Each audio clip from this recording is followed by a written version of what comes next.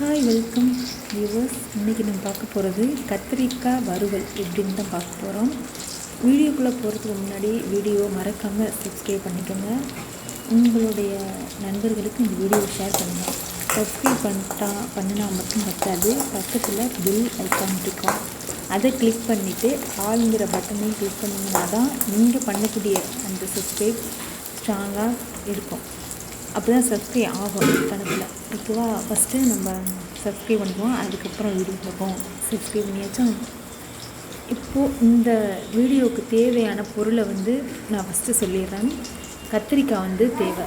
பூச்சி இல்லாத நல்லா பிஞ்சு கத்திரிக்காவை பார்த்துக்கோங்க.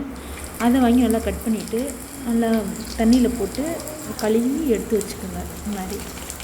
அடுத்து உங்களுக்கு நீங்கள் எந்த எண்ணெய் ஊற்றுங்க, ஆயிலோ இல்லை கடலை எண்ணெயோ நல்லெண்ணெயோ, ஒரு கடாயில் கடலை எண்ணெய் ஊற்றிட்டு கூடவே சின்ன வெங்காயத்தை 2 ரெண்டாக கட் பண்ணிக்கோங்க. கட் பண்ணி போட்டுட்டு பச்சை மிளகாய், ஒரு பச்சை மிளகாவை 3 துண்டாக நறுக்கி போட்டுக்கோங்க. கருவேப்பிலை இருந்தால் கருவேப்பிலை போட்டுக்கோங்க. அது நல்லா ரோஸ்ட் ஆகணும்.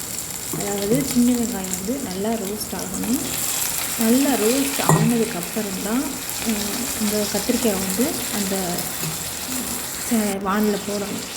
சமையலுக்காக அந்த இதில் போடணும். நல்லா ரோஸ்ட் ஆகணும், நல்லா வதக்கணும்.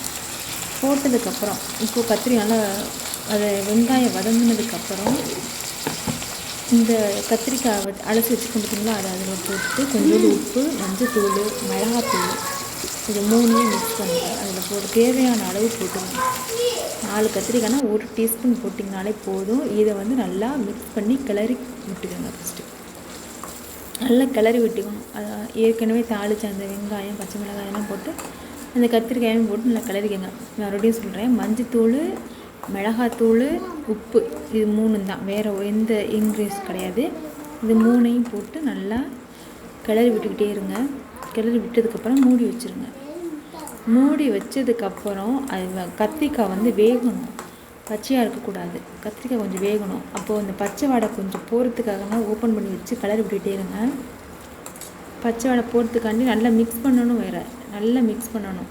எண்ணெயில் கத்திரிக்காவை நல்லா மிக்ஸ் பண்ணணும். மிக்ஸ் பண்ணிவிட்டு தான் மூடி வைக்கணும். மூடி வச்சதுக்கப்புறம் நல்லா கத்திரிக்காய் நல்லா வெந்ததுக்கப்புறம் நல்லா ரோஸ்ட்டாக வரும். அப்போக்கி ஆஃப் பண்ணிடுங்க. அது வரைக்கும் சிம்மில் வச்சு நல்லா இது பண்ணுங்க. ஃபஸ்ட்டு கொஞ்சம் சிம்லேயே வச்சு வறுக்கிற மாதிரி பாருங்கள். இதுதாங்க கத்திரிக்காய் வறுவல். இந்த வீடியோ ஃபுல்லாக பார்த்துட்டு மறக்காமல் சப்ஸ்கிரைப் மற்றும் லைக் பண்ணுங்கள் நண்பர்களே.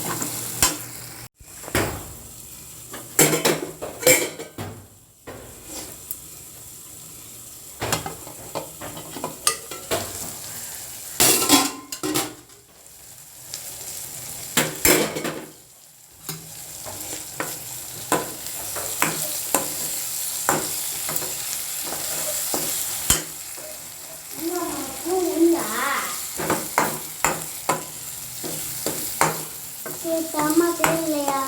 தரமாட்டியா? சும்மா மைக்கு பேசிட்டு